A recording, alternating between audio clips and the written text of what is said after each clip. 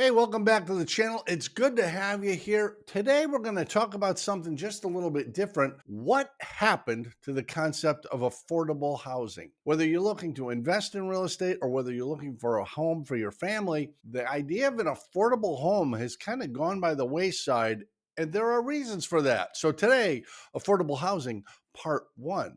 Please subscribe to the channel. Click like below if you would. It's okay if you put that off till a little later to see if this actually has value to you. But please do me the favor of clicking on like because the algorithm likes that and that makes us like you. There was a time not that long ago in American history where one income in the family could pay for a house. That was true. That's not a rumor. I actually lived through that era because I'm very old now.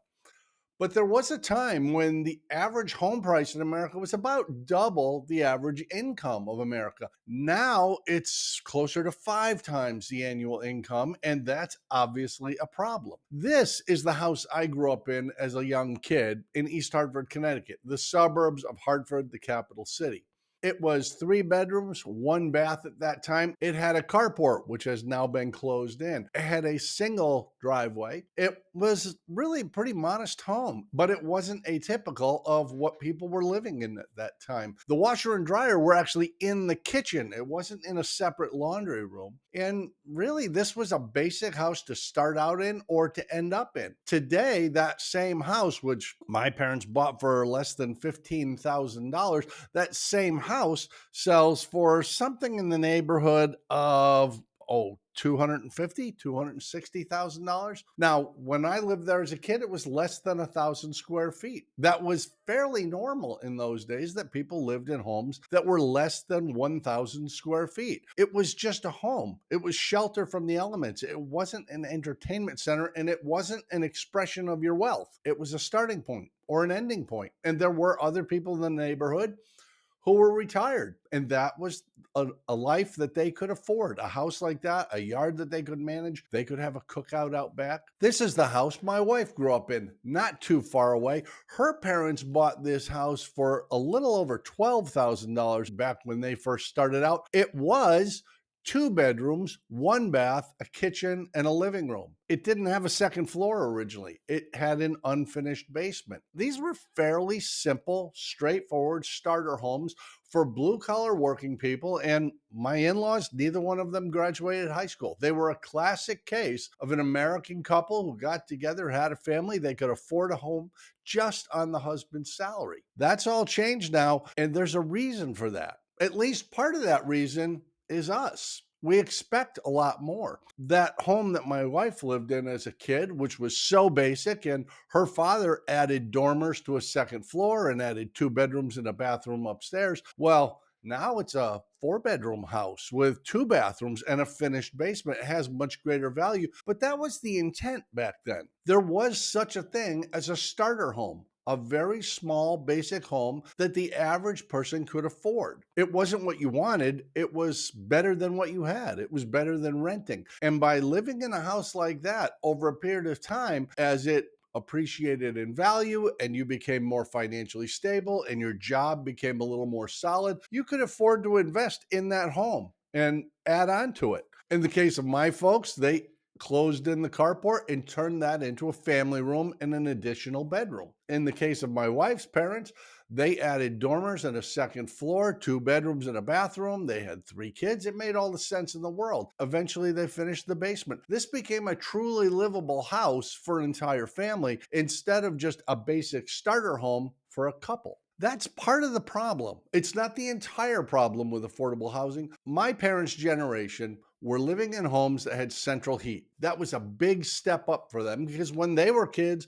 they didn't live in houses with central heat. They had a fireplace or a wood stove, but it really was a lot more basic. They didn't even have screens on their windows when they were kids. By the time I came along, having a furnace in the house was a pretty standard thing. And both my wife's family and my family had that. There was a furnace in the house to provide heat in the winter. There wasn't air conditioning, however, not even a window unit. By the time my kids came along, that was an expectation. Central heat and air. Everything you do to upgrade the house adds cost to the house. So inflation adjusted back in 1960, a house could be built for about $100 a square foot. Now, today, That's anywhere from $150 to $400 a square foot. That's a significant increase, at least 50%. And when you consider the average house today is 700 square feet or more bigger than the houses back then, well, 700 square feet times another $150 a square foot adds a whole lot of cost to that house. We've become accustomed to houses that are much more advanced, much larger, and frankly have more amenities than the houses we lived in as kids or our parents lived in. We didn't even think about those things. My grandparents didn't have a washer and dryer. They literally washed their clothes and their bedding in the lake that they lived on. My mom's family washed theirs in the river they lived on. They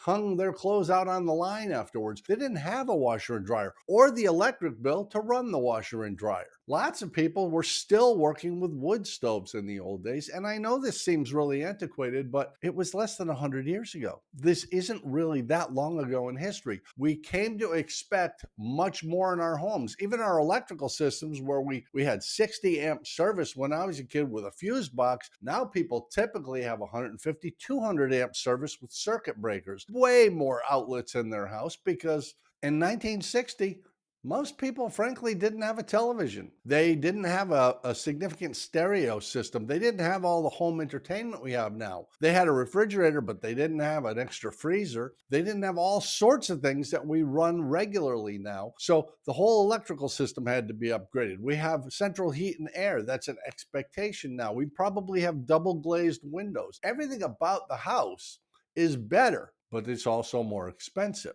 Unfortunately, it's hard to find what used to be considered a starter home or a home.